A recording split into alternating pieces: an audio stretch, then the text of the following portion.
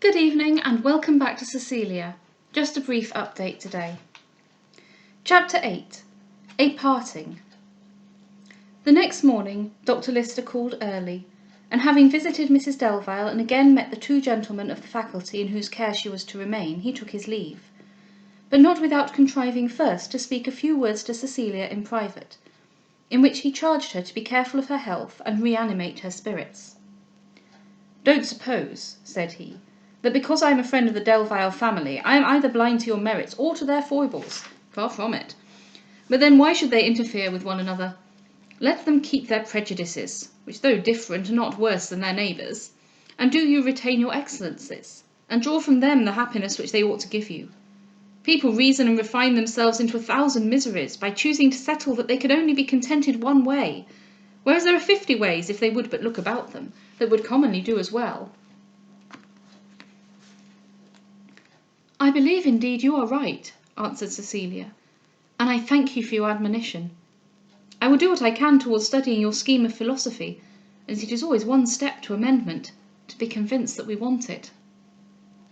"You are a sensible and charming girl," said Dr. Lyster, "and Mr. Delvile, should he find a daughter-in-law descended in a right line from Egbert, first king of all England, won't be so well off as if he had satisfied himself with you.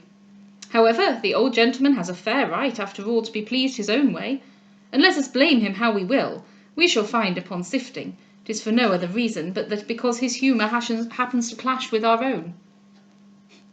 "That, indeed," said Cecilia, smiling, "is a truth incontrovertible, and a truth to which, for future, I will endeavour to give more weight. But will you permit me now to ask one question? Can you tell me from whom, how, or when, the intelligence which has caused all this disturbance?" She hesitated, but comprehending her readily, he answered, "How they got at it I never heard, for I never thought it worth while to inquire, as it is so generally known that nobody I meet with seems ignorant of it." This was another and a cruel shock to Cecilia, and Dr. Lyster, perceiving it, again attempted to comfort her. "That the affair is somewhat spread," said he, "is now not to be helped, and therefore little worth thinking of. Everybody will agree that the choice of both does honour to both, and nobody need be ashamed to be the successor to either, whenever the course of things lead Mr. Mortimer and yourself to make another election. He wisely intends to go abroad, and will not return till he is his own man again. And as to you, my good young lady, what, after a short time given to vexation, need interrupt your happiness? You have the whole world before you, and youth, fortune, talents, beauty, and independence. Drive, therefore, from your head this unlucky affair, and remember there can hardly be a family in the kingdom, this one excepted, that will not rejoice in a connection with you." He then good-humouredly shook hands with her, and went into his chaise. Cecilia, though not slow in remarking the ease and philosophy with which everyone can argue upon the calamities and moralize upon the misconduct of others, had still the candour and good sense to see that there was reason in what he urged, and to resolve upon making the best use in her power of the hints for consolation she might draw upon his discourse. During the following week she devoted herself almost wholly to Mrs. Delvile, sharing with the maid, whom she had brought with her from the castle, the fatigue of nursing her, and leaving to the Miss Charltons the chief care of their grandmother. For Mrs. Delvile appeared every hour more sensible of her attention, and more desirous of her presence, and though neither of them spoke, each was endeared to the other by the tender offices of friendship which were paid and received. When this week was expired, Dr. Lyster was prevailed upon to return again to Bury, in order to travel himself with Mrs. Delvile to Bristol. "Well," cried he, taking Cecilia by the first opportunity aside, "how are you? Have you studied my scheme of philosophy as you promised me?" "Oh yes," said she, "and made, I flatter myself, no little proficiency." "You are a good girl," cried he, "a very extraordinary girl.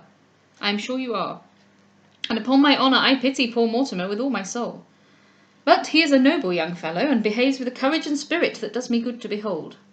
To have obtained you he would have moved heaven and earth, but finding you out of his reach, he submits to his fate like a man." Cecilia's eyes glistened at this speech. "Yes," said she, "he long since said, 'tis suspense, 'tis hope that makes the misery of life, for there the passions have all power, and reason has none. But when evils are irredeemable, and we have neither resources to plan nor castle-building to delude us, we find time for the cultivation of philosophy, and flatter ourselves perhaps that we have found inclination. Why, you have considered this matter very deeply, said he. But I must not have you give way to these serious reflections. Thought, after all, has a cruel spite against happiness. I would have you, therefore, keep as much as you conveniently can out of its company.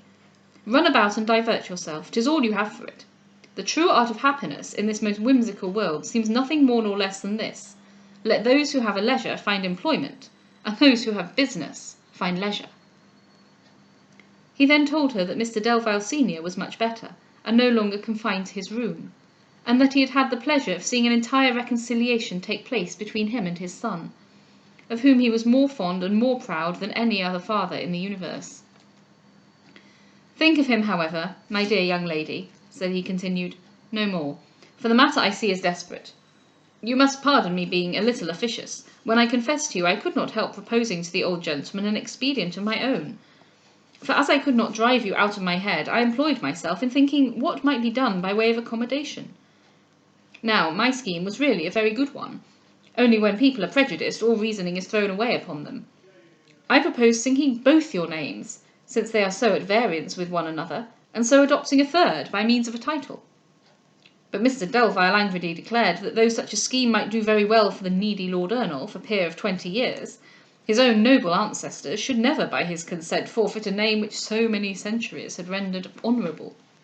His son Mortimer, he added, must inevitably inherit the title of his grandfather, his uncle being old and unmarried, but yet he would rather see him a beggar than lose his dearest hope that Delvile, Lord Delvile, would descend, both name and title, from generation to generation, unsullied and uninterrupted. I am sorry indeed, said Cecilia, that such a proposal was made, and I earnestly entreat that none of any sort may be repeated. Well, well, said he, I would not for the world do any mischief, but who would have supposed such a proposal would not have done good? Mr. Mortimer, he then added, is to meet us at , for he would not, he said, come again to this place upon such terms as he was here last week, for the whole worth of the king's dominion. The carriage was now ready, and Mrs. Delvile was prepared to depart. Cecilia approached to take leave of her, but Dr. Lyster, following, said, no talking, no thanking, no compliments of any sort. I shall carry off my patient without permitting one civil speech, and for all the rudeness I make her guilty of, I am willing to be responsible. Cecilia would then have retreated, but Mrs. Delvile, holding out both her hands, said, to everything else, Dr. Lyster, I am content to submit. But were I to die while uttering the words, I cannot leave this inestimable creature without first saying how much I love her, how I honour and how I thank her, without entreating her to be careful of her health, and conjuring her to complete the greatness of her conduct, by not suffering her spirits to sink from the exertion of her virtue. And now, my love, God bless you. She then embraced her and went on, Cecilia, at a motion of Dr. Lyster's, forbearing to follow her. And thus, cried she when they were gone, thus ends all my connection with this family, which it seems as if I was only to have known for the purpose of affording a new proof of the insufficiency of situation to constitute happiness. Who looks not upon mine as the perfection of human felicity? And so perhaps it is, for it may be that felicity and humanity are never permitted to come nearer. And thus in philosophic sadness, by reasoning upon the universality of misery, she restrained at least all violence of sorrow, though her spirits were dejected and her heart was heavy. But the next day brought with it some comfort that a little lightened her sadness. Mrs. Charlton, almost wholly recovered, was able to go downstairs, and Cecilia had at least the satisfaction of seeing a happy conclusion to an illness of which with much the utmost concern and regret she considered herself as the cause. She attended her with the most unremitting assiduity, and being really very thankful, endeavoured to appear happy, and flattered herself that, by continued effort, the appearance in a short time would become reality. Mrs. Charlton retired early, and Cecilia accompanied her upstairs, and while she was with her, she was informed that Mr. Monckton was in the parlour. The various afflicting and uncommon scenes in which she had been engaged since she last saw him had almost wholly driven him from her remembrance, or when at any time he recurred to it, It was only to attribute the discontinuance of his visits to the offence she had given him, in refusing to follow his advice by relinquishing her London expedition. Full, therefore, of the mortifying transactions which had passed since their parting, and fearful of his inquiries into disgraces he had nearly foretold, she heard him announced with chagrin, and waited upon him in the most painful confusion. Far different were the feelings of Mr. Monckton. He read in her countenance the dejection of disappointment, which impressed upon his heart the vivacity of hope. Her evident shame was to him secret triumph. Her ill-concealed sorrow revived all his expectations. She hastily began a conversation by mentioning her debt to him, and apologizing for not paying it the moment she was of age. He knew but too well how her time had been occupied, and assured her the delay was wholly immaterial. He then led to an inquiry into the present situation of her affairs, but unable to endure a disquisition, which could only be productive of censure and mortification, she hastily stopped it, exclaiming, "Ask me not, I entreat you, sir, any detail of what has passed. The event has brought me sufferings that may well make me blame dispensed with. I acknowledge all your wisdom, I am sensible of my own error, but the affair is wholly dropped, and the unhappy connection I was forming is broken off for ever."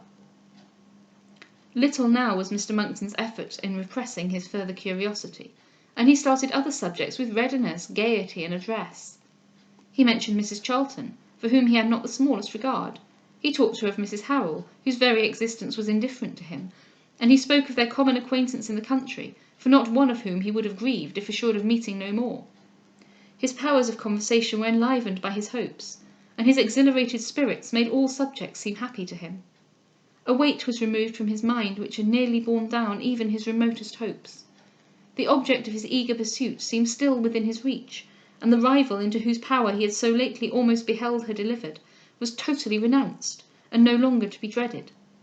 A revolution such as this raised expectations more sanguine than ever, and in quitting the house he exultingly considered himself released from every obstacle to his views, till just as he arrived home he recollected his wife. It's strange how, when you most need something, there it is. I didn't know that I needed to read this particular chapter of Cecilia today, and indeed I almost didn't, because it's been quite a busy and unsettled day in some ways. And yet I'm glad, even though it's only a 12-minute long episode, I'm glad I decided to read it, because